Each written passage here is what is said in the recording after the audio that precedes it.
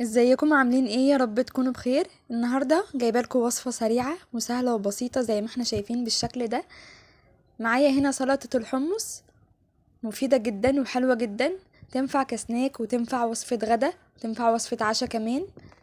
حلوه قوي، مفيده ومغذيه كمان بالذات للاطفال، فيها فوائد كتيره قوي، شكلها حلو جدا كمان على السفره زي ما احنا شايفين بالشكل الحلو ده. طريقتها سهله وبسيطه، يلا نشوف المقادير بتاعتها عامله ازاي.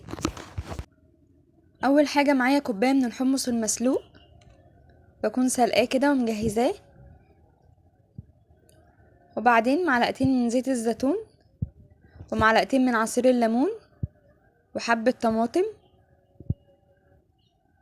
وحبة فلفل الوان، والخضرة بقى اللي موجودة عندك بقدونس وشبت وكزبرة براحتك، انا حطيت فيها بقدونس وشبت.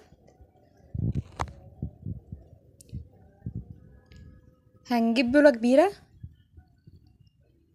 وهنبدأ نحط فيها الحمص، وقطعت الطماطم كده مكعبات صغيرة هننزل بيها على الحمص، وقطعت الفلفل برضو نفس الكلام مكعبات صغيرة. سهلة جدا، بعد ما بنحضر كل حاجة ونقطعها بنحط كل حاجة على بعض ونقلبها كده زي ما احنا شايفين بالشكل ده، ونزلت بالليمون وبزيت الزيتون والتوابل اللي معايا ملح وكمون وزعتر. هنخلط كل المقادير مع بعض وهنقلبها كويس قوي بالشكل اللي احنا شايفينه ده.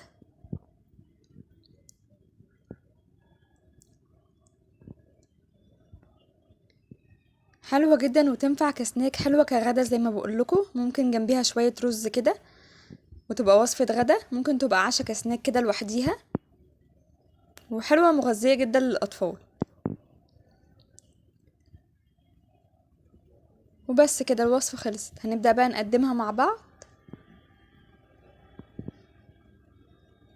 بالشكل الحلو ده.